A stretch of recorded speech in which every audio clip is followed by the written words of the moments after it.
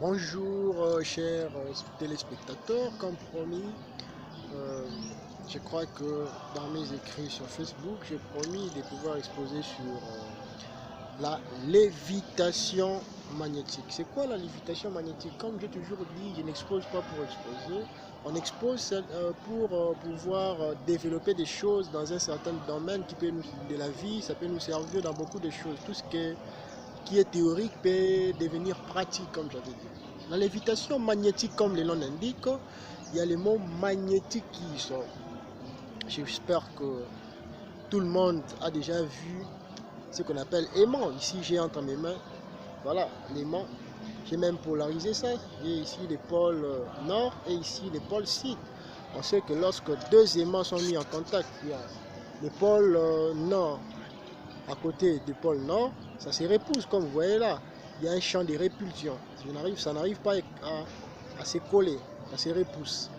A contrario, lorsque le pôle sud est à côté du pôle nord, ça s'attire, voilà. Ça s'attire. Alors, bien qu'il y a la répulsion entre les pôles, voilà, c'est tombé, je suis désolé. Bien qu'il y a la répulsion entre les pôles nord et les pôles nord, mais cette répulsion n'est pas tout à fait stable.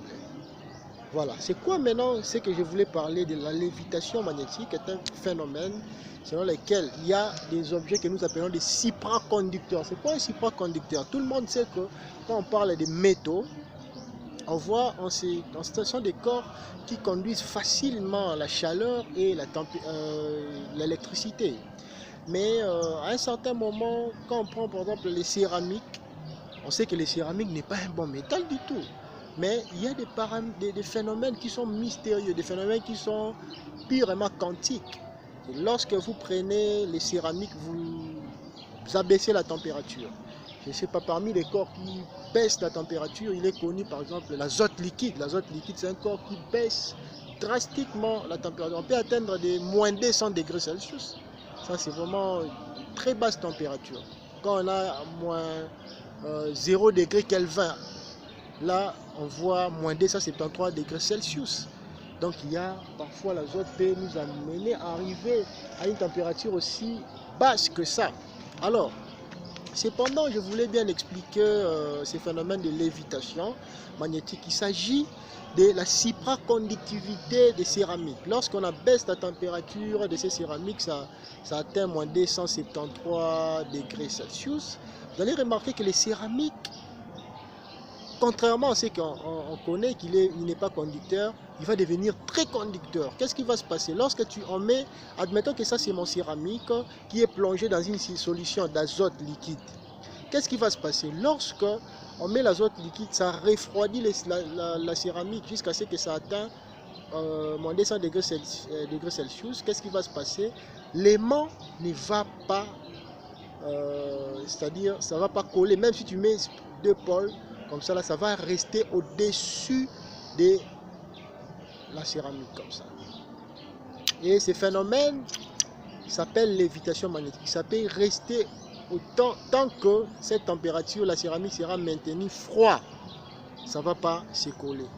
Et quelles sont les perspectives ou soit d'application que nous pouvons parler de ça? Ça peut nous ramener à créer en fait, un système de chemins de fer où les trains aura du mal à dérailler parce que les rails seront en aimant et puis les matériaux ne vont pas, en fait les rails ne vont pas laisser les trains pouvoir dérailler. Voilà, en fait.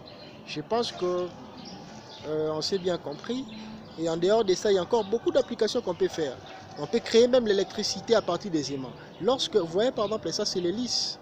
Voilà, l'aimant ici que je tiens tourne l'hélice. Regardez, regardez comme c'est les champs magnétiques qui fait tourner. Donc ça dit des aimants qui s'attirent et puis ça peut faire tourner l'hélice. Et cette hélice, si j'essaye de mettre plus d'aimants, vous allez remarquer que cette hélice peut aller plus loin. Ça peut tourner plus vite avec des aimants. Des pôles contraires. Vous voyez un peu. Et puis, puisque ça tourne, on voit les sorties de cette hélice ici, ça peut nous donner de l'électricité et ça peut pouvoir même allumer des lampes qui peut éclairer nos maisons. Voilà, aujourd'hui je m'arrête là, j'ai parlé de la lévitation magnétique qui est un phénomène selon lequel les matériaux supraconducteurs dont la température est très baissée, ça peut laisser se suspendre dans l'espace un corps, donc les aimants en général, et puis ça peut nous amener à créer des choses par rapport à ces suspensions. Merci, je vous remercie, à la prochaine.